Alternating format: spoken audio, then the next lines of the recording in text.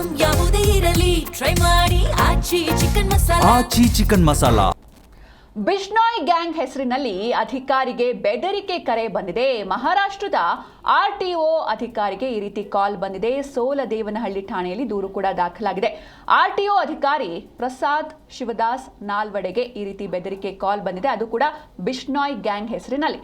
ಮಹಾರಾಷ್ಟ್ರದ ಕಾಶಿಗಾಂವ್ ಠಾಣೆಯಲ್ಲಿ ದೂರನ್ನ ನೀಡಿದ್ದಾರೆ. ಅಲ್ಲಿ 0 FIR ದಾಖಲಿಸಿದ್ರು ಮಹಾರಾಷ್ಟ್ರ ಪೊಲೀಸರು. ಕೃತ್ಯ ನಡೆದ ಸ್ಥಳವನ್ನು ಆಧರಿಸಿ ಬೆಂಗಳೂರಿಗೆ ಕೇಸ್ನ ಟ್ರಾನ್ಸ್ಫರ್ ಮಾಡಲಾಗಿದೆ.